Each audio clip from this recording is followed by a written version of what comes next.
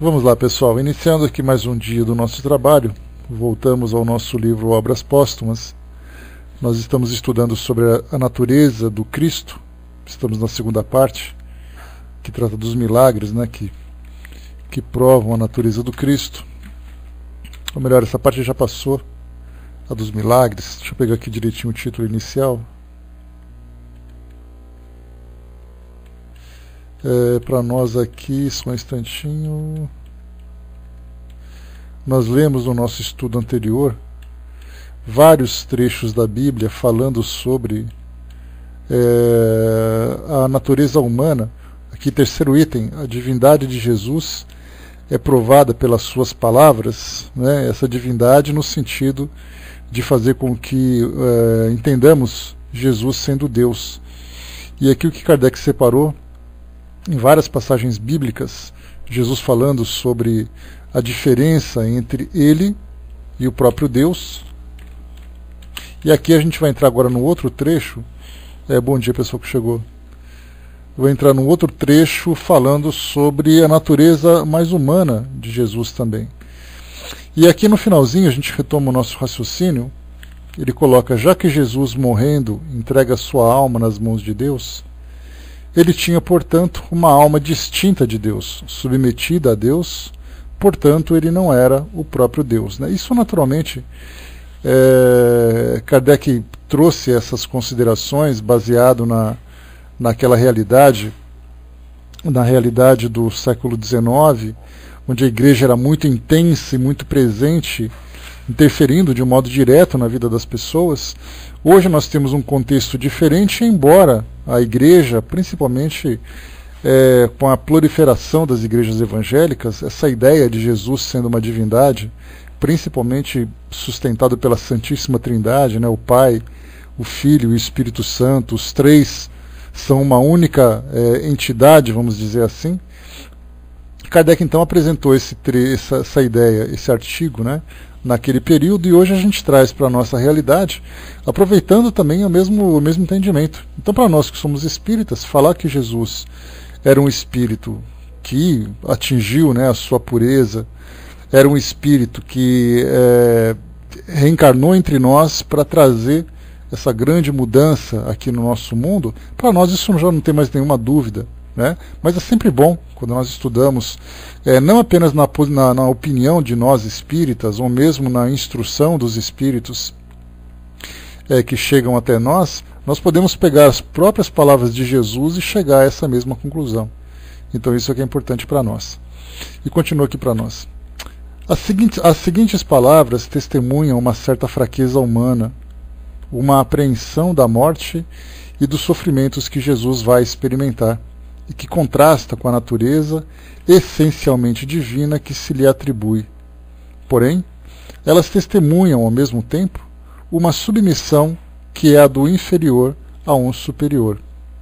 Então aqui Jesus enfrentando todas as experiências, né, que eu acho que nós não conseguimos imaginar a dimensão dessa experiência que ele vivenciou, e naturalmente ele sendo um espírito com a competência e com as atribuições, né, compatível com a sua grandeza, ele já tinha previsão, né, de quando chegasse aqui ao nosso mundo, ele enfrentaria a intolerância, enfrentaria uma cultura bastante embrutecida, pessoas que não compreenderiam o seu trabalho, e além do que da própria violência da época, né? A gente lembra que o Império Romano era um império conquistador e, consequentemente, não permitiria, né, que uma das suas conquistas simplesmente se rebelasse. Então, com a mesma força que ele conquistou, foi também que ele dissipou aquela pretensa rebelião, né, que seria uma rebelião moral,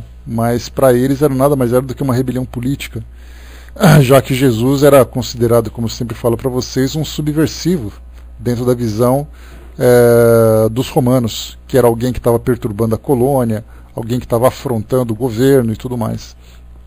Então aqui agora a gente vê Jesus passando por essa experiência. Ele diz assim, aqui é a passagem bíblica que Kardec separou, diz assim então: Então Jesus chegou a um lugar chamado Getsemane, ou Getsemane para alguns, e disse a seus discípulos: sentai-vos aqui enquanto vou ali orar. E tendo levado consigo Pedro e os 2 filhos de Zebedeu, começou a entristecer-se e a ficar numa grande aflição. Então ele lhes disse: minha alma está triste até a morte. Permanecer aqui. Deixa eu ver aqui que eu me perdi. Tá, permanecei aqui e velai comigo. E indo um pouco mais adiante, protestou o rosto contra a terra, orando e dizendo: meu Pai, se for possível, fazei com que este cálice se afaste de mim. Entretanto, que seja não como eu quero, mas como vós o quereis. Ele veio em seguida ter com seus discípulos, e tendo-os encontrado adormecidos, disse a Pedro: que vós não pudestes velar uma hora comigo? Vigiai e orai, a fim de não cairdes em tentação. O espírito está pronto, mas a carne é fraca. Foi-se de novo orar uma segunda vez, dizendo: meu Pai, se este cálice não pode passar, sem que eu o beba, que vossa vontade seja feita. Aqui Jesus, no Jardim das Oliveiras. Esse texto é contido em Mateus, capítulo 25, versículos de 36 a 42. Né? Então aqui já mostra Jesus sentindo as aflições, sentindo as angústias, pedindo o amparo, né? Se submetendo principalmente à vontade de Deus. E aqui já mostra então que ele não pode ser o próprio Deus como ele é visto por muitas das religiões cristãs em especial. E continua aqui para nós. Quando chegou àquele lugar, ele lhes disse: orai, a fim de que não sucumbais à tentação. E tendo-se afastado deles, mais ou menos um lance de pedra, pôs-se de joelho dizendo: meu Pai, se quiserdes, afastai de mim esse cálice. Entretanto, que não seja a minha vontade que se faça, mas a vossa. Então apareceu-lhe um anjo do céu que veio fortificá-lo. E tendo agonia, ele redobrava suas preces. E veio-lhe um suor de gotas de sangue que corria até o chão. Aqui livro de Lucas, capítulo 22, versículos de 40 a 44. Uma outra passagem também aqui, Lucas, na verdade é que ele só confirmou aquilo que Mateus já tinha trazido para nós.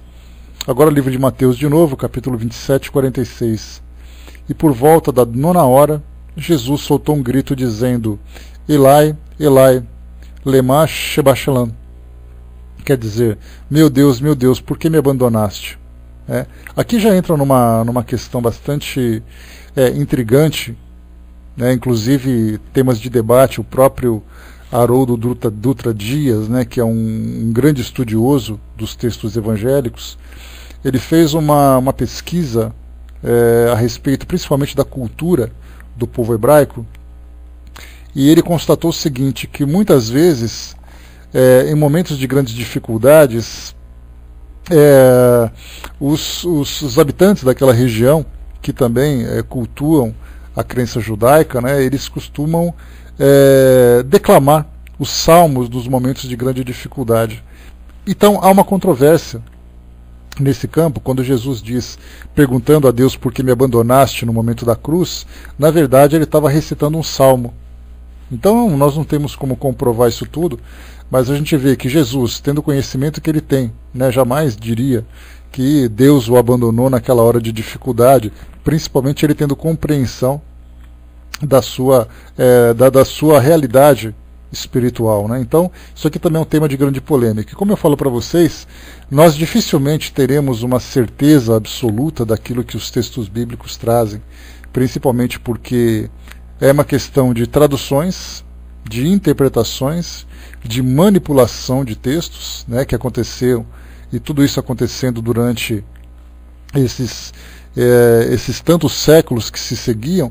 Então muitas vezes nós pegamos debates fervorosos, inclusive, entre estudiosos dos textos bíblicos, e como Kardec colocou no começo desse estudo, ele achou interessante afirmar que nós vemos hoje pessoas debatendo sobre verdades aqui, verdades do outro lado de lá, uma tradução que traz uma determinada linha de pensamento, uma outra tradução que muda um pouco o sentido daquele contexto original, mas que na verdade são apenas pessoas fazendo suas interpretações. E os textos originais, né, todo mundo que a gente conhece, eu já conheço espírita, já conheço católico, já conheço evangélico, que foi até Jerusalém e pegou ali um texto original para fazer a sua tradução. Então todo mundo vai até lá pegar um texto original, mas todo mundo chega e traz um texto diferente. Então a gente fica se perguntando, né, quem é realmente ali o dono dessa verdade. E eu tenho uma dificuldade muito grande, fraterna, de fazer estudos bíblicos. Exatamente por isso, porque às vezes você se apega com tanto fervor a uma ideia, e a pergunta é, essa ideia é realmente a ideia original? Ou você simplesmente traduz aquela ideia de acordo com aquilo que você deseja acreditar?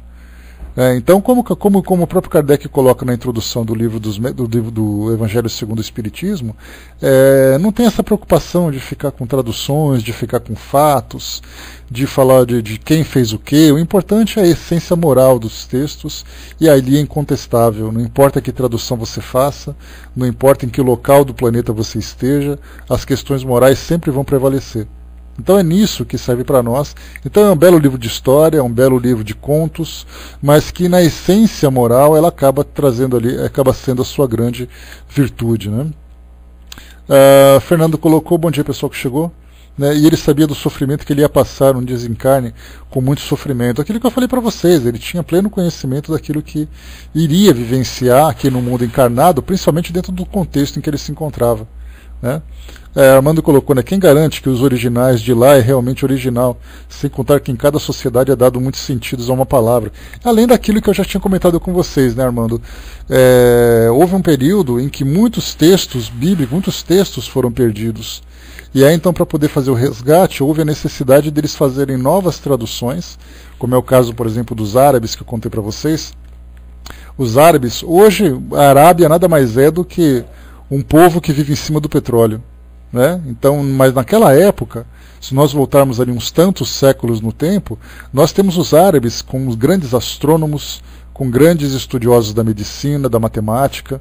Na matemática nós temos vários, né? Basta a gente pegar, por exemplo, na famosa equação do segundo grau, a equação de Bhaskara. Bhaskara, por exemplo, era alguém que vivia naquela época. A própria álgebra, né, tem esse nome por causa dos árabes. Então eles tinham o hábito, por serem uma cultura muito desenvolvida para aquele período, tinham o hábito de fazer pesquisas em várias regiões do planeta sobre textos, sobre livros que denotavam grande sabedoria, livros que traziam grandes conhecimentos de ciência, filosofia, de religião, e textos bíblicos foram traduzidos pelos árabes. E aí então, quando houve a perda de muitos textos do aramaico, né, e do hebraico, eles foram até a Arábia para poder fazer a retradução daquilo que era do árabe para o hebraico. Então a gente pergunta assim, mas espera aí, como é que a gente garante que essas indas e vindas de tradução, e depois foi para o latim também, né, começaram a mudar tudo, então mudaram tanta coisa, né, palavras que tinham no vocabulário, mas não tinham no outro, a interpretação de alguém que fez uma coisa e fez na outra, de acordo com a cultura, de acordo com o entendimento. Então, na verdade, a Bíblia hoje, as pessoas seguem com toda a fidelidade nela, né, mas na verdade ela não se tem certeza de qual parte é realmente original e qual parte foi manipulada, né? E basta, como a gente já comentou nos nossos estudos anteriores, basta lembrar que a Bíblia católica é diferente da Bíblia evangélica. A Bíblia católica tem ali uns 6, 7 livros a mais que os evangélicos não aceitam. Então, quer dizer, que Bíblia é essa que para um tem mais livro do que o outro, né? Armando colocou sem contar os monges que copiavam, né, as escrituras, e muitos não sabiam ler e escrever, simplesmente desenhavam o que viam nas escrituras. Também tem essa questão. Nem todos eram letrados, né, eles eram copistas. E sendo copista, bastava copiar. Ter o mínimo de leitura, de cultura, que já era o suficiente, quando se tinha, né? Então, a gente vê assim que nós ficamos presos em pequenos detalhes, como a gente vê hoje, gente que segura como sendo, não, porque essa aqui é uma palavra de Deus, mas a palavra de Deus foi tantas e tantas vezes manipuladas e modificadas, né, que a gente hoje acaba questionando, principalmente dogmas, que é o ponto principal, né? Vamos continuar aqui, né? Abraço, Rogério, bom dia. fora a intenção pessoal de cada teólogo. Como a gente colocou as ilus naquela época, na Idade Média, a gente lembra que os copistas faziam aquele trabalho no período da Inquisição. Né? A Inquisição, que fazia a imposição da doutrina católica, trazia perseguição e tudo mais, muitos textos foram manipulados de acordo com a intenção daquele grupo. Não era um texto que dava liberdade para as pessoas, pelo contrário, era um texto que impunha uma determinada ideia, que era seguida inclusive por esse tribunal do Santo Ofício, né, que era esse o nome, naquele dia que eu não conseguia me lembrar. Né, vamos em frente aqui para a gente lembrar. Mateus 27:46 a gente acabou de ler aqui, vamos lá para aqui também.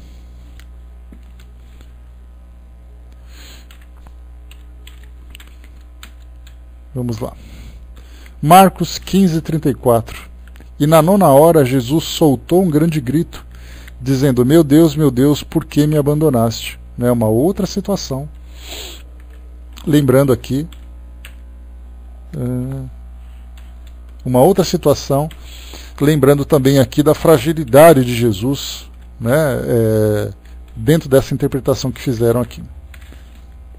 As seguintes passagens poderiam deixar alguma incerteza e dar lugar a se crer numa identificação de Deus com a pessoa de Jesus. Mas além de não poderem prevalecer sobre os termos precisos daqueles que precederam, eles trazem ainda neles próprios sua própria retificação. E aqui Kardec separou João 8, 25 e 26. Eles lhe disseram: quem sois então? Jesus lhes respondeu: sou o princípio de todas as coisas, eu que vos falo. Tenho muitas coisas a vos dizer, mas aquele que me enviou é verdadeiro, e não digo senão o que dele aprendi. E continua aqui também: o que meu Pai me deu é maior do que todas as coisas, e ninguém pode arrebatá-lo da mão de meu Pai. Meu Pai e eu somos um. João 10, 29 e 30. Né? Então aqui a gente já começa a entrar numa outra situação em que Jesus já começa a falar de uma aproximação especial com Deus, e aí já quase que contradizendo aquilo que foi dito acima. E continua aqui para nós. Quer dizer que se seu Pai e ele são um pelo pensamento, já que ele exprime o pensamento de Deus, pois ele tem a palavra de Deus. E continua. Então os judeus pegaram pedras para lapidá-lo. Né? A gente lembra que a lapidação ela era uma prática, e ainda é uma prática, né? Nós temos países no Oriente Médio em que a lapidação nada mais é do que o apedrejamento. Então nós temos hoje, por exemplo, mulheres que praticam a infidelidade, elas são condenadas, dependendo do crime que praticaram, além da infidelidade, ao apedrejamento. Elas são enterradas até a cintura com as mãos amarradas, são cobertas com um lençol, em volta delas é feito um raio, né, uma distância determinada, e ali as pessoas então atiram pedras nela. E isso é constitucional nos países islâmicos radicais, como por exemplo no Afeganistão, no Irã, no Iraque. Então a lapidação ainda é uma prática nos dias atuais. E Jesus, naquela época, estava ali também. Pegaram pedras para lapidá-lo, né, e Jesus lhes disse: Fiz diante de vós várias boas obras pelo poder de meu Pai. Por qual delas querei lapidar-me? Né? Então, aqui perguntando por qual das obras boas que Jesus fez ele seria lapidado. Né? Você encontra isso, fraterna, é até assim, algo bastante chocante, mas no YouTube você encontra. É só você colocar lá lapidação, que você vai ver um vídeo que foi postado, provavelmente de alguma coisa nessa última década, nesses últimos 10 anos, 10 ou 20 anos, né, que foi então colocado lá, e as pessoas apedrejando, né, então é uma coisa chocante, porque o lençol branco envolve aquela mulher, e aí, então você percebe, conforme as pedradas vão acontecendo, as manchas de sangue que vão manchando aquele lençol, né, então assim, algo bastante chocante, infelizmente ainda é uma prática, né, então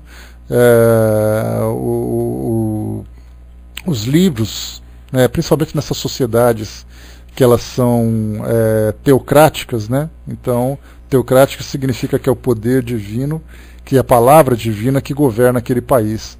Então, por serem livros muito radicais, livros muito severos, as leis são também bastante severas. A pena de morte é algo aceitado com muita naturalidade. O apedrejamento, a mutilação também nós encontramos em várias outras situações, né? Então, infelizmente, nós encontramos ainda esse atraso moral nessas nações, mas que, com o tempo, elas próprias se reformarão, né? Elcio colocou, né, tenhamos atenção que somente Mateus e João estavam presentes naquele instante do sacrifício de Jesus, né? Então a gente vê que só os dois que falam sobre isso, né? Marcos e Lucas, né, ou fazem relatos, né, ou se abstêm de qualquer tipo de opinião. E continua aqui para nós. Então vamos do início, né? Então os judeus pegaram pedras para lapidá-lo. E Jesus lhes disse: fiz diante de vós várias boas obras pelo poder de meu Pai. Por qual delas quereis lapidar-me? Os judeus lhe responderam: não é por nenhuma boa obra que nós vos lapidamos, mas por causa da vossa blasfêmia, e porque, sendo homem, vós vos fazei Deus. Jesus lhes replicou: não está escrito na vossa lei, tenho dito que vós sois deuses? Se, portanto, chamam-me de deuses aqueles a quem a palavra de Deus era dirigida, e que a Escritura não pudesse ser destruída, por que dizeis que blasfemo, eu que meu Pai santificou e enviou ao mundo, porque eu disse que sou filho de Deus? Se eu não fizesse as obras de meu Pai, por que me acreditaríeis? Mas se eu as faço, quando não queirais crer em mim, crede nas minhas obras, a fim de que conheçais e creiais que meu Pai está em mim e eu no meu Pai. Aqui João, capítulo 10, versículos 31 a 38. Num outro capítulo, dirigindo-se aos seus discípulos, disse-lhes: nesse dia reconhecereis que estou em meu Pai, e vós em mim, e eu em vós. João 14, 20. Dessas palavras, não é preciso concluir que Deus e Jesus são apenas um. De um outro modo, seria preciso concluir também das mesmas palavras, que os apóstolos são igualmente um com Deus. Então, aqui o que Kardec quis dizer é que quando Jesus fala que Deus e Ele é um só, nós imaginamos inicialmente uma contradição, já que Jesus dizia que Ele obedecia à vontade do Pai, à vontade do seu Pai, como ele comentava. Então a gente já, se eu falo, eu obedeço à vontade do meu Pai, significa que meu Pai é uma pessoa e eu sou outra pessoa, né? Cada um dentro da sua natureza. E depois, mais para frente, ele diz que meu Pai e eu somos um. Um pouco mais abaixo aqui agora, como a gente acabou de ler, como Kardec coloca, aqui João, né, ele diz: nesse dia reconhecereis que estou em meu Pai e vós em mim e eu em vós. Então, da mesma forma que ele diz que Deus e Ele são um, Jesus diz também que os apóstolos e ele próprio também são um. Então dizer que são um é num sentido diferente, é no sentido do pensamento, no sentido da intenção, no sentido do propósito existencial, vamos dizer assim, né? Então não dizendo que eles são uma única pessoa, mas eles são um no mesmo sentido, assim como nós somos um, né, dentro desse pensamento em que nós estamos estudando, dentro desse nosso objetivo. Então nós podemos formar um único corpo, né? Ou seja, vários pensamentos seguindo a mesma direção. Elcio lembrou aqui, né? Jesus é filho, ele transmitiu os ensinamentos do Pai, como ele já afirmou várias vezes aqui. Aqui vamos entrar no item 4, agora num outro contexto, né? Fratana colocou, né? Se temos Deus em nós, somos um com Deus. É nesse sentido que ele quer colocar, Fraterna, né? Então aqui no item 4, palavras de Jesus depois de sua morte. Aqui a gente vai agora num outro contexto bíblico, né? Aparição de Maria Madalena, João capítulo 20, versículo 17. Jesus lhe respondeu: não me toques, pois ainda não subi para meu Pai, mas vai encontrar meus irmãos e diga-lhes de minha parte: subo para meu Pai e vosso Pai, para meu Deus e o vosso Deus. E Kardec destaca aqui maiúsculo, meu Deus, quando ele diz que Deus também é o Deus para Jesus, e não Jesus é o próprio Deus. Aqui nessa passagem a gente lembra que houve o sepultamento de Jesus, e aí depois do terceiro dia ele ressuscitou, e aí então ele apareceu a Maria Madalena, né? E aí depois ela foi correndo até os discípulos, dizendo que Jesus tinha aparecido, e aí Tomé, né, lembrando um pouquinho daquele contexto, Tomé disse que não acreditava, e aí Jesus foi até ele, se mostrou e tudo mais, e depois disse que ele deveria, tinha que ver para poder crer, né? Então, é exatamente nessa passagem aqui. Continua. Mateus, aparição aos apóstolos, Mateus 28, 18. Mas Jesus, aproximando-se, falou assim: todo o poder me foi dado no céu e na terra. Aparição aos apóstolos, Lucas 24, 48 e 49. Ora, sois testemunhas dessas coisas. Eu vou enviar-vos o dom de meu Pai, que vos foi prometido.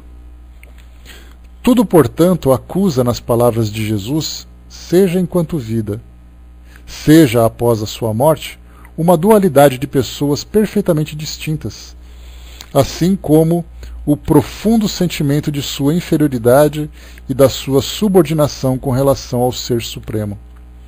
Por sua insistência em afirmá-lo espontaneamente, sem a isso ser constrangido nem provocado pelo que quer que seja, parece querer protestar antecipadamente contra o papel que ele prevê que se lhe atribuirá um dia. Se ele houvesse guardado silêncio sobre o caráter de sua personalidade, o campo teria ficado aberto a todas as suposições, como a todos os sistemas, mas a precisão de sua linguagem afasta qualquer incerteza. Aqui o que ele quis dizer é que, se por acaso Jesus não tivesse sido claro nessas afirmações, ele teria sido interpretado equivocadamente no decorrer da nossa história, porque ficaria aberto sobre a sua natureza, sobre o seu trabalho, sobre a sua origem, sobre o seu destino. Então ele trouxe, embora de um modo figurado, né, de acordo com aquela linguagem, trouxe algumas instruções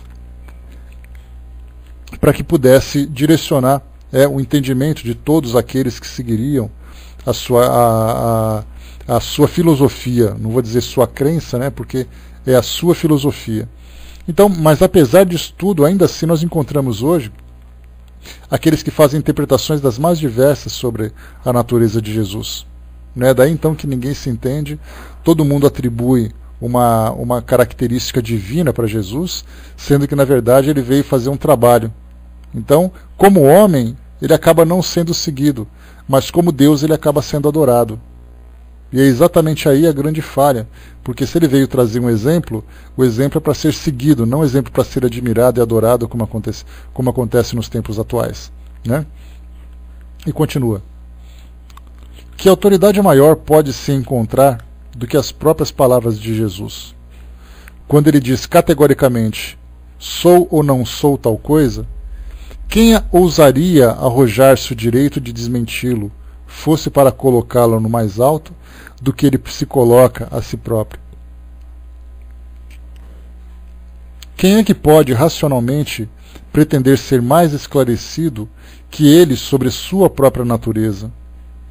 Que interpretações podem prevalecer contra afirmações tão formais e multiplicadas como essas? E ele coloca para nós aqui: não venho por mim mesmo, mas aquele que me enviou é o único Deus verdadeiro. Saí de Deus e dele venho. Eu falo o que vi junto de meu Pai. Não cabe a mim concedê-lo, mas é para aqueles os quais meu Pai o preparou. Vou para o meu Pai, porque meu Pai é maior do que eu. Porque me perguntas sobre o que é bom. O bom é um só. Porque não falei de mim mesmo, mas o Pai que me enviou me prescreveu o que dizer e o que falar. Minha doutrina não é minha, mas daquele que me enviou. A palavra que ouvis não é minha, mas do meu Pai que me enviou, desculpem. Nada faço por mim mesmo, mas falo como me ensinou o Pai. Aqui Kardec está tirando trechinhos, né? Isso não é uma sequência de versículos, mas aqui são trechos que Kardec está tirando para poder destacar exatamente essa ideia de que Jesus é o enviado de Deus com uma determinada missão. mas o fato dele ser enviado de Deus não tira dele a característica de um espírito imortal como somos todos nós. E continua: não faço por mim mesmo, mas falo como me ensinou o Pai. Por isso, nada mais posso fazer de mim mesmo. Não procuro a minha vontade, mas a vontade daquele que me enviou. Falei a verdade que ouvi de Deus. Meu alimento é fazer a vontade daquele que me enviou. Vós que sois o único Deus verdadeiro e Jesus Cristo que enviastes. Meu Pai, nas vossas mãos entrego minha alma. Meu Pai, se é possível, fazei com que este cálice se afaste de mim. Meu Deus, por que me abandonaste? Subo para meu Pai e vosso Pai, para que meu Deus e vosso Deus. Quando se leem tais palavras, pergunta-se como se pode sequer pensar em lhes dar um sentido diametralmente oposto àquele que elas exprimem tão claramente, o de conhecer uma identificação completa da natureza e do poder entre o Senhor e aquele que se diz seu servidor. Nesse grande processo que dura há 15 séculos, quais são as peças de convicção? Os evangelhos. Não há outras que, sobre o ponto em litígio, não dão lugar a qualquer equívoco. Os documentos autênticos que não se pode contestar, sem negar a veracidade dos evangelistas, é do próprio Jesus. Que documentos se apoiam em testemunhos oculares, o que os contrapõe? Uma doutrina teórica puramente especulativa, nascida 3 séculos mais tarde de uma polêmica engajada sobre a natureza abstrata do verbo, vigorosamente combatida durante vários séculos e que apenas prevaleceu pela pressão de um poder civil absoluto. Então aqui falando sobre os conflitos de ideias a respeito da natureza de Jesus. E aliás, o próprio Espiritismo, a gente lembra que Rostam, que era ali um criador de uma outra filosofia, o rustanguismo, ele também tinha criado uma nova ideia, falando, por exemplo, sobre a natureza de Jesus. Os 4 Evangelhos foi o livro que Rustang escreveu. Ele falava, por exemplo, que Jesus era um agênere. O que, Mahal? Esses trechos ele tirou da própria Bíblia. Foram esses trechos que a gente leu aqui agora. Cada uma dessas passagens ele tirou de uma passagem diferente dos textos bíblicos. Então Rustang, por exemplo, falava que Jesus era um agênere. O agênere é um indivíduo criado a partir do nada. Ele não é gerado biologicamente. Então ele é gerado a partir de fluidos, e a partir desse fluido, então, ele se torna um ser. Então essa era a ideia que Rustang pregava naquela época. Inclusive falando que a própria gestação de Maria era uma gestação fluídica. Então para nós era uma coisa assim meio fantasiosa, uma coisa meio estranha, mas era uma filosofia que, digamos, vamos dizer assim, era concorrente do Espiritismo naquele período. E Kardec então falava sobre isso também em algumas passagens. Embora não falasse atacando, criticando, mas ele falava das ideias que eram semeadas. Vamos para o item 5 agora, dupla natureza de Deus. Dupla natureza de Jesus. Poder-se-ia objetar que, em razão da dupla natureza de Jesus, suas palavras eram a expressão do seu sentimento como homem e não como Deus. Sem examinar nesse momento através de que encadeamento de circunstâncias fomos conduzidos, bem mais tarde, à hipótese dessa dupla natureza, admitamo-la por um instante e vejamos se, ao invés de elucidar a questão, ela não a complica ao ponto de torná-la insolúvel. Então essa ideia da natureza de Jesus, traz muito mais confusão do que solução, como Kardec coloca. O que devia ser humano em Jesus era o corpo, a parte material. Desse ponto de vista, compreende-se que ele tenha podido, e até tenha sofrido como homem. O que nele devia ser divino era a alma, o espírito, o pensamento, numa palavra, a parte espiritual do ser. Se ele sentia e sofria como homem, devia pensar e falar como Deus. Falava como homem ou como Deus? Aí está uma questão importante pela autoridade excepcional dos seus ensinos. Se falava como homem, suas palavras são contestáveis. Se falava como Deus, são indiscutíveis. É preciso aceitá-las e a ela nos conformar, sob pena de deserção e de heresia. O mais ortodoxo será aquele que mais se aproximar delas. Dir-se-á, sob seu envoltório corporal, Jesus não tinha consciência de sua natureza divina? Mas se fosse assim, ele não teria nem mesmo pensado como Deus. Sua natureza divina existiria em estado latente. Só a natureza humana teria presidido à sua missão, aos seus atos morais, como aos seus atos materiais. É, portanto, impossível abstrair-se de sua natureza divina durante sua vida, sem enfraquecer sua autoridade. Então, o que a gente lembra sempre é que, seguindo até mesmo o raciocínio que o Espiritismo nos proporciona, quando diz assim que quanto mais elevado o espírito é, muito mais consciente da sua natureza e muito mais fiel à missão divina que foi atribuído. Então, quando se fala nesse caso de Jesus, está dizendo exatamente a mesma coisa, ou seja, ignorar a sabedoria, ignorar a grandeza de Jesus seria ignorar também a sua própria essência divina. Então é nesse sentido que a gente trata dessa questão. E continua: mas se ele falou como Deus, por que esse incessante protesto contra a sua natureza divina, que nesse caso ele não podia ignorar? Ele teria, portanto, se enganado, o que seria pouco divino, ou ele teria conscientemente enganado o mundo, o que seria menos ainda. Parece-nos difícil sair desse dilema. Então, se Jesus era divino, ele não poderia se enganar com relação às suas palavras. E aí, se ele afirma, por exemplo, que ele é filho e que ele segue aquele que enviou, então a sua natureza divina, essa natureza divina é no sentido dele ser o próprio Deus, Não é a natureza divina no sentido essencial, vamos dizer assim, de todo o espírito, Mas se ele afirmava que era o próprio Deus, então ele não poderia cometer equívoco. E se ele era homem, ele era então alguém passível de erro. E aquilo que ele afirmava não era definitivo.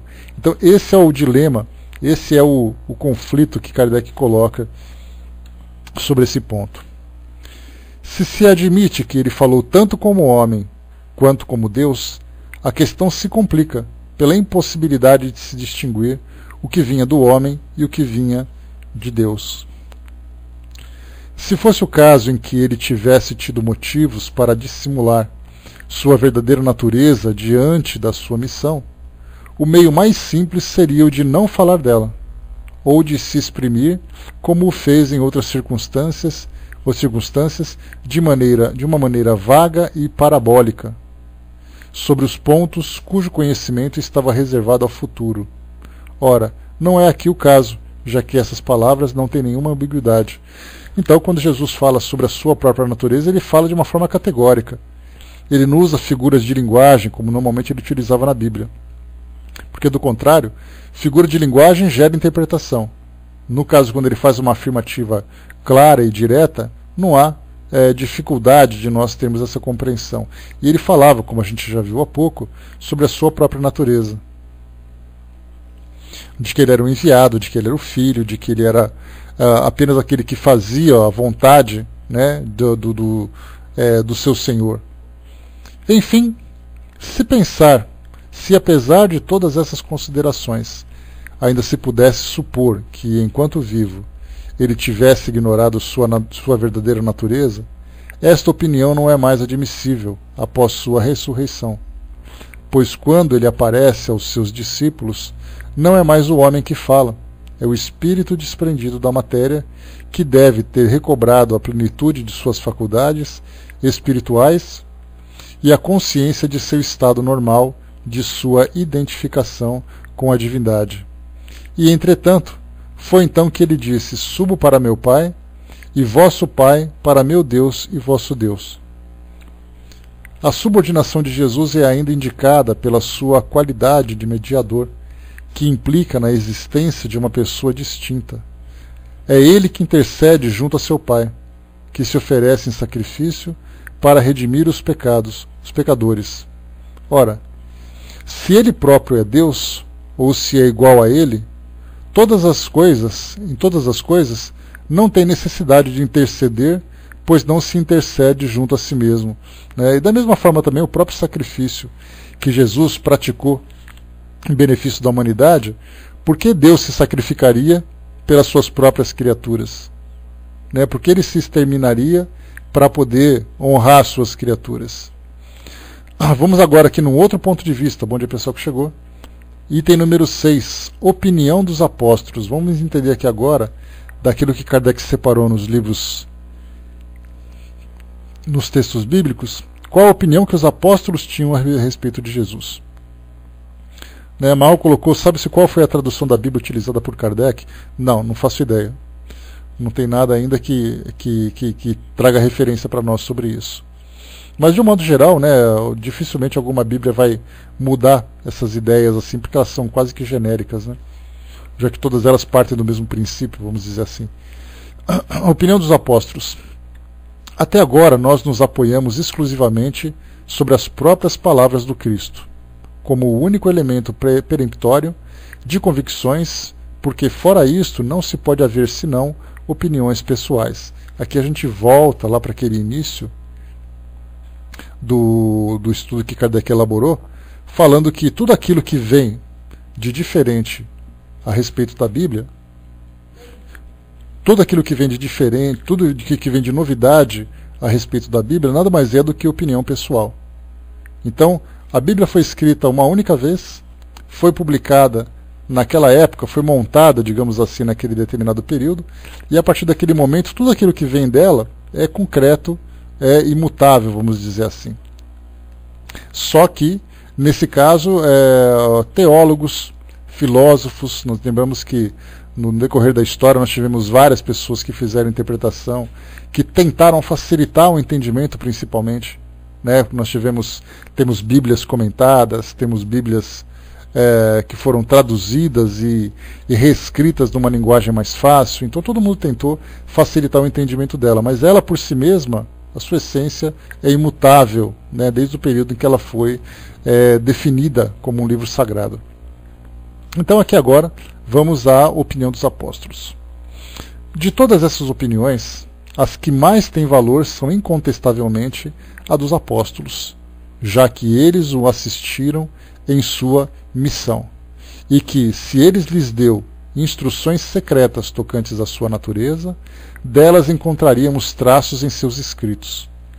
Tendo vivido na sua intimidade, melhor do que quem quer que seja, deviam conhecê-lo. Vejamos, por exemplo, de que maneira consideraram-no. Então, quando se fala em opinião pessoal, a opinião definitiva que nós temos aqui é a opinião dos próprios apóstolos. Fora isso, qualquer teólogo, qualquer religioso, sacerdote, que escreva alguma coisa a respeito de Jesus, é da opinião deles, baseado naquilo que eles leram, enquanto que os apóstolos, segundo o contexto em que as histórias foram contadas, em que as histórias foram observadas, foram escritas, eles foram testemunhas oculares dessa passagem.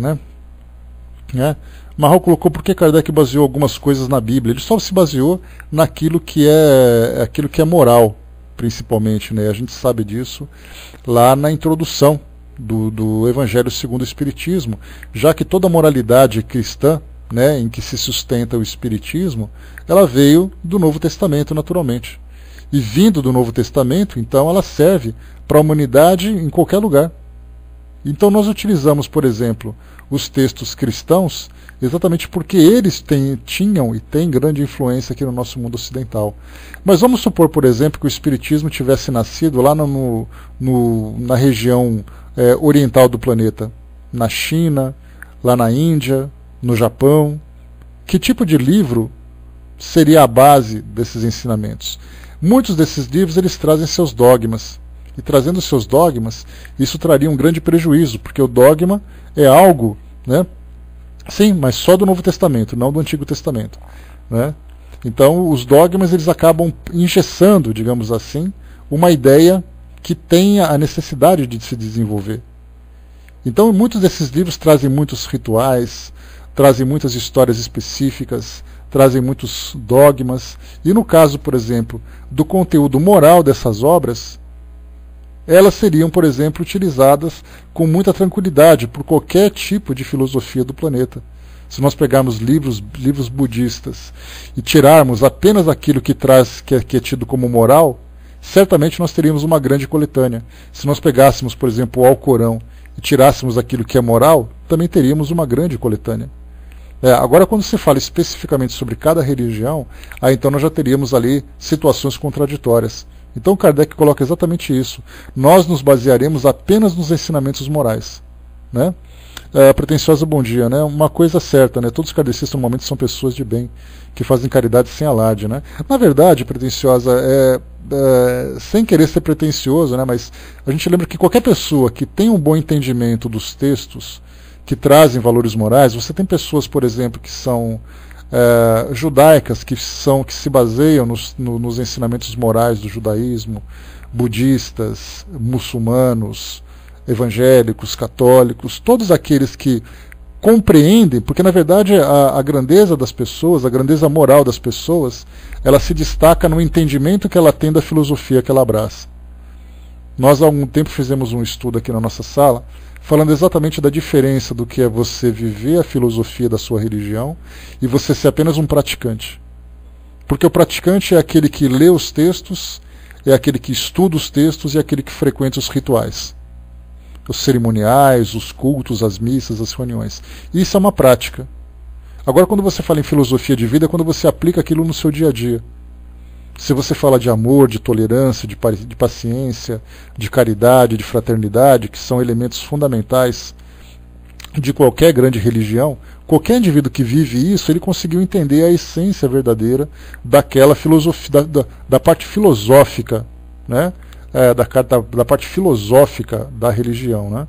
Então, mas viver a prática, ela é simplesmente uma prática exterior. E aí, infelizmente, todos nós somos assim, né? Exato, Mahal, até um ateu que tem princípios morais, princípios familiares, princípios sociais, princípios filosóficos, ele se torna uma pessoa de bem, né? O kardecismo é uma filosofia, é uma religião ou outra coisa, né?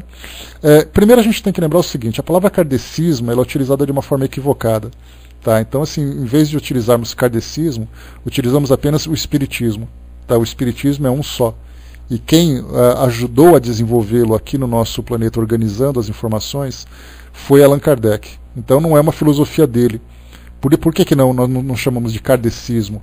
Se nós pensarmos em cristianismo, ou então em budismo, ou então em islamismo, ou né, na religião muçulmana, de um modo geral, ali são os fundadores dessas religiões que trouxeram, nesse caso, as suas ideias. No caso do espiritismo, quem trouxe essas informações, aqueles que trouxeram foram os próprios espíritos. Portanto, o espiritismo é uma filosofia dos próprios espíritos, e não de Allan Kardec. Allan Kardec não se sentou e começou a pensar assim, eu penso dessa forma. Na verdade, ele começou a desenvolver suas ideias em cima daquilo que os espíritos trouxeram, né? Mas o que eu quero dizer é que dificilmente alguma pessoa dentro da filosofia de Allan Kardec age com desonestidade, né? Olha, a gente pode pensar assim, né? Qual é o grau de que forma que nós vamos analisar o caráter de uma pessoa? Se você pensar assim, alguém que é corrupta, alguém que é um criminoso, isso a gente vai encontrar em qualquer religião, porque você fala de um indivíduo. Agora, quando a gente pensa assim nas fraquezas morais, isso nós encontramos em qualquer lugar. Você vai encontrar um espírita que é agressivo, você vai encontrar um espírita que é egoísta, porque isso faz parte da natureza humana. Né? Então não é necessariamente pensarmos assim que no espiritismo, aqueles que frequentam, aqueles que estudam o espiritismo, são pessoas infalíveis. Pelo contrário. Né? Na verdade, conforme você vai se aprofundando nessa filosofia, conforme você vai tendo uma melhor compreensão, você vai deixando, né, pelo menos, vamos dizer assim, você vai lapidando essas faltas mais graves e vivendo aquilo que é mais essencial. Agora, como eu falei para vocês, né, quando você fala em religião e você vive apenas uma prática exterior da sua religião, corre-se o maior risco, né, dessas práticas criminosas, dessas falhas morais mais graves, né, que há dentro dessas instituições. Então, mas na verdade a gente pensa assim, onde existe o ser humano, no mundo, né, num mundo como esse, como o nosso, todos estão no mesmo patamar. Nós temos alguma diferença, alguém pode ser melhor num valor, outro pode ser um pouco inferior em outro valor, mas na verdade, o fato de estarmos aqui todos juntos já mostra, entre aspas, né, como se diz popularmente, todos nós somos farinhas do mesmo saco. Alguns estão na parte de cima do saco, outros estão na parte de baixo, mas todo mundo está igual. Então estamos na mesma embarcação, nem melhor nem pior. Se nós nos encontrássemos numa condição mais elevada, numa condição superior, certamente não estaríamos aqui. Essa que a gente pode imaginar que o nosso planeta é um planeta reformatório. Quem está num planeta reformatório é alguém que precisa ser reformado. Aqui não é um planeta paradisíaco, aqui não é um planeta de lazer, né? Na verdade, então todos aqui estão em aprendizado. Então hoje nós temos as várias religiões, as várias filosofias, as várias culturas, cada um fazendo ali o seu trabalho, mas de um modo geral todo mundo vivendo a mesma coisa. Né? Aquilo que eu como na minha casa é aquilo que o outro come na casa dele, aquilo que eu visto é aquilo que o outro veste. Eu não falo de marca, eu falo de tecido, eu falo de material. Né? Então, na verdade, estamos todos iguais. A mesma chuva que me molha vai molhar o outro, o mesmo sol que me aquece vai aquecer o outro também. A mesma doença que me atinge vai atingir o outro também. E isso mostra claramente o equilíbrio, né, ou a equidade que existe aqui no nosso planeta. Maral colocou, né, eu acho que quem tem a pessoa de Kardec como bússola é kardecista, né, não vejo erro nisso, na minha opinião, é claro. Não, sem dúvida, Maral, mas só que quem vê Kardec como a referência, acabou exatamente ignorando o trabalho que ele fez em trazer a filosofia dos espíritos como referência. Porque se você for ter Kardec como referência, você vai ter que acompanhar como ele se veste, para onde ele vai, como ele se alimenta, como ele convive com os amigos dele. Né? Então, nesse caso, quando você fala uma filosofia que transcende o mundo material, essa é a importância dele. Então, certamente é kardecista, mas Kardec vai dizer, quem sou eu para você me seguir? Né? Inclusive, como ser humano que ele é muito falho, né? Era muito falho nas suas experiências, vamos dizer assim. Então, dentro da proposta espírita, né, da proposta do espiritismo, Kardec não é uma referência. Kardec é uma referência intelectual, é uma referência de trabalho, mas não uma referência moral, porque ele trouxe como moralidade o próprio exemplo de Jesus, como o Elcio lembrou aqui há pouco. Né? Pretensiosa colocou uma coisa que aprendi na filosofia de Allan Kardec, é que de alguma forma, né, evitou me fazer uma loucura, e é o que acontece com os suicidas, né? Acho que buscar a filosofia kardecista ajuda muito, né?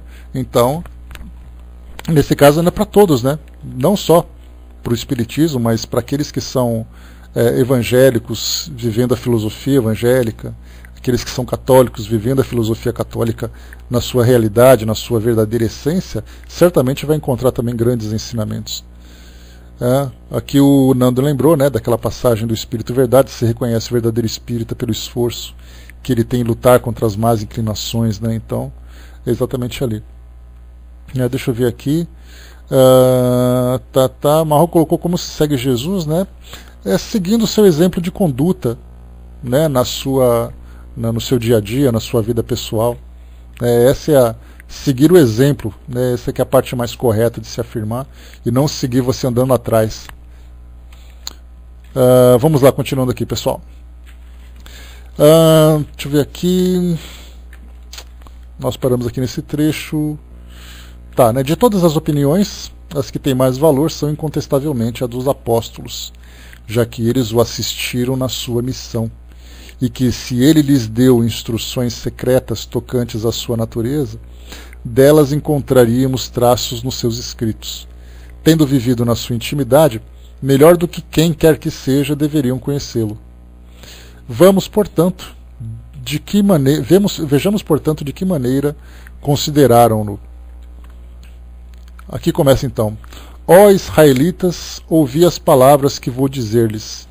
Sabeis que Jesus de Nazaré foi um homem que Deus tornou célebre entre vós por suas maravilhas, os prodígios, os milagres feitos por entre ele e nós.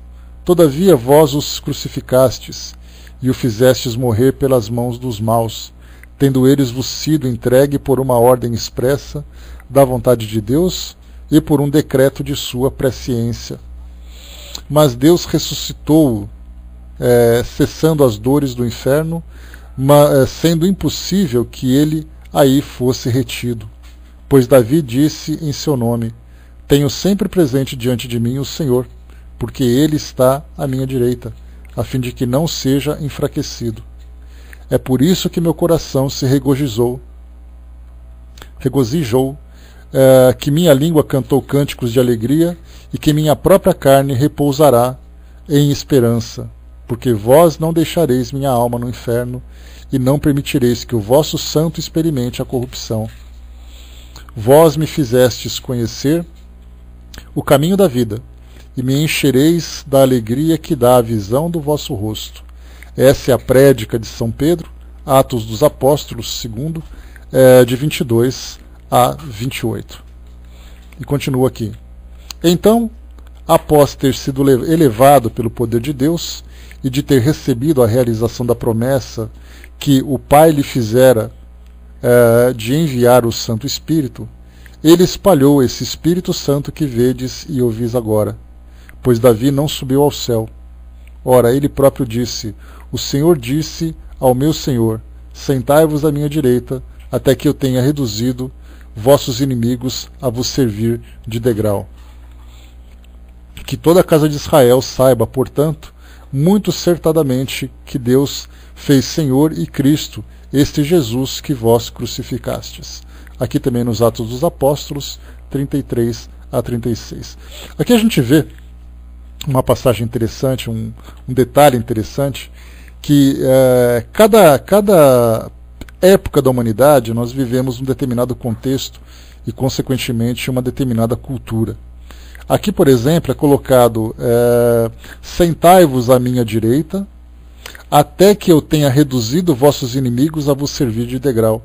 Então a gente vê assim que a ideia, né, que se tinha daquele Deus mosaico, né, aquele Deus que tinha uma interpretação semelhante à de Moisés, né, ou como Moisés, que mostrava, por exemplo, que combatia os inimigos. Havia aqueles que eram seguidores de Deus, e havia aqueles que eram os inimigos de Deus. E esses inimigos eram sempre massacrados, destruídos e tudo mais, né? Então, Jesus trouxe exatamente um pensamento contrário, não falando desse conflito entre homens, né? Mas a interpretação dos homens falavam sobre isso. Imagina, por exemplo, assim, Deus, né, reduzir os inimigos para servir de degrau. Olha que expressão mais agressiva, né, para aquela ideia que estava sendo transmitida, mas era muito, muito comum assim. Falar do exército de Deus, até hoje, né, os evangélicos usam muito isso em músicas, em palavras, né, nós somos o exército de Deus. O que significa? Qual é a ideia que se transmite a partir disso, né? O exército de Deus é aquele exército que combate os inimigos de Deus. E aí então nós encontramos nas próprias religiões, no islamismo, por exemplo, aqueles que também se consideram soldados de Deus.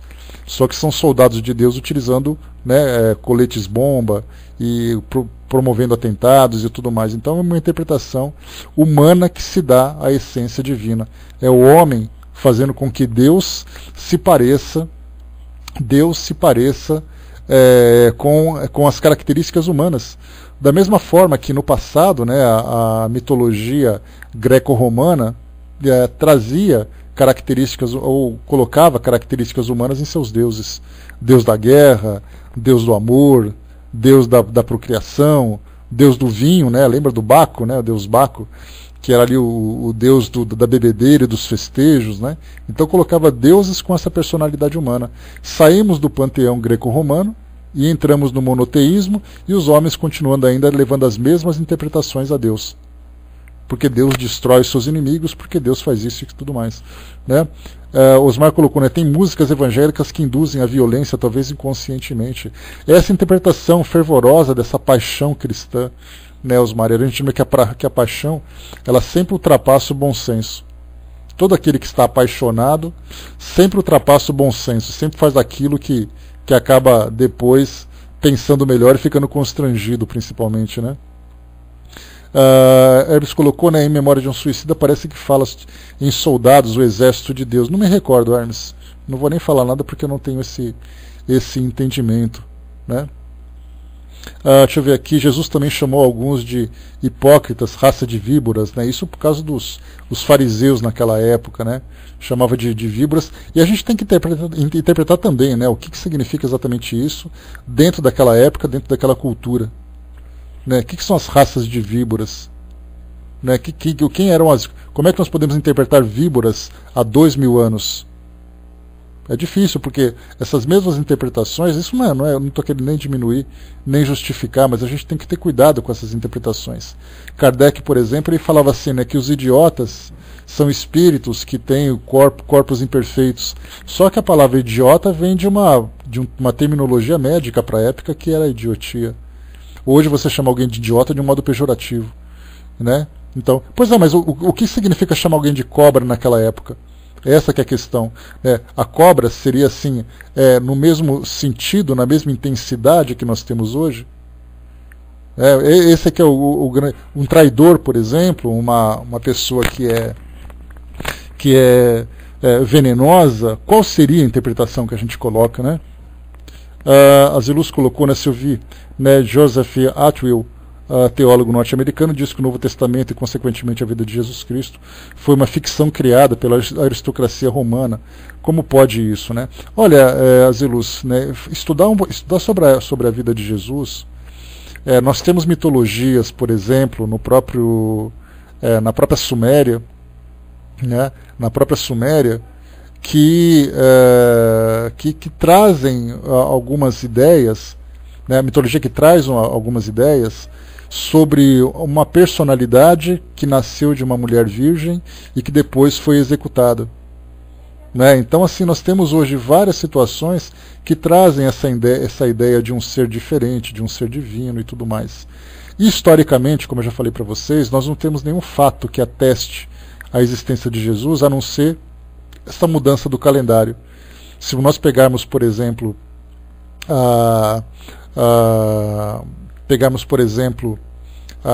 me fugiu agora, li uma coisa na área de texto aqui, me escapando.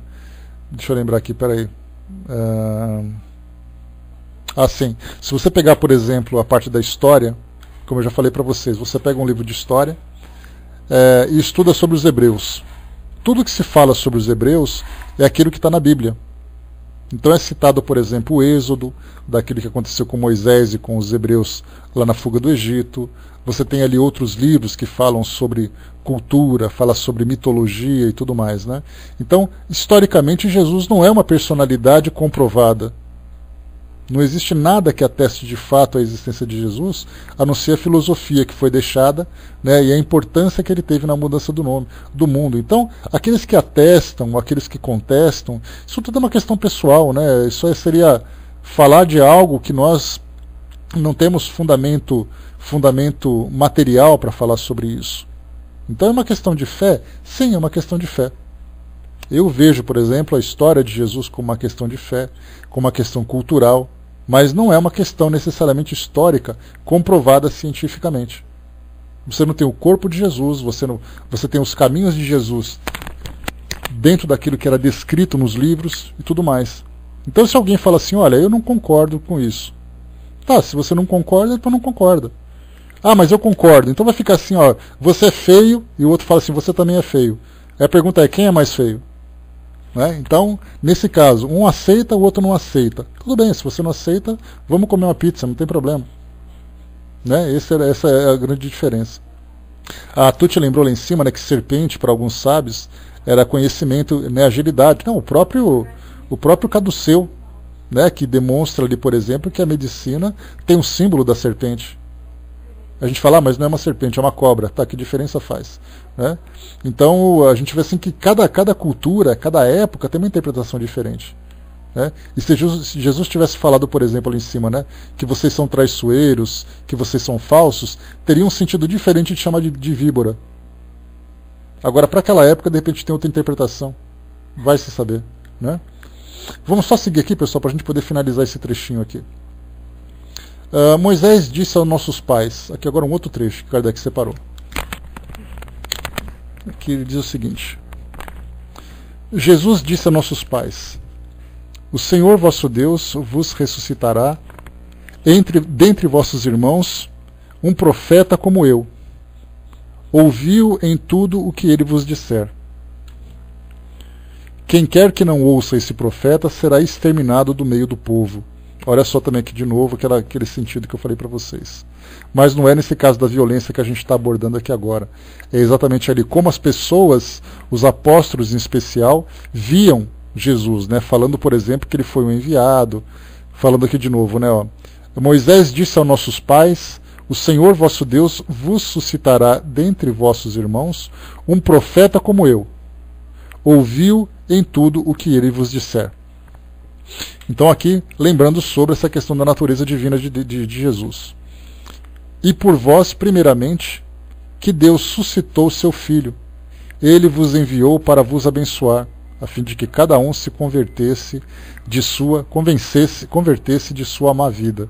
Aqui de novo a profética de São Pedro no Ato dos Apóstolos.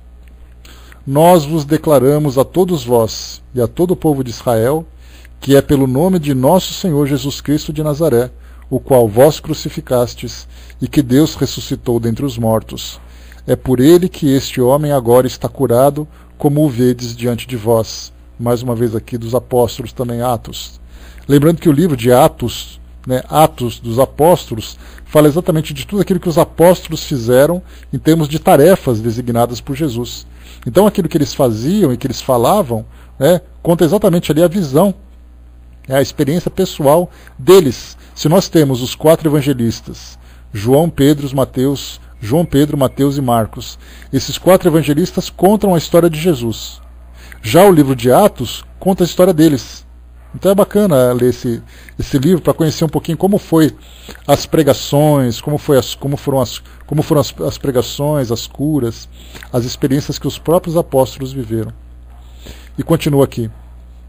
Os reis da terra elevaram-se e os príncipes reuniram-se em conjunto contra o Senhor e contra seu Cristo, pois Herodes e Pôncio Pilatos, com os gentios e o povo de Israel, reuniram-se verdadeiramente nessa cidade contra o vosso santo Filho Jesus, que consagrastes através da vossa unção, para fazer tudo o que o vosso poder e o vosso conselho tinham ordenado dever ser feito.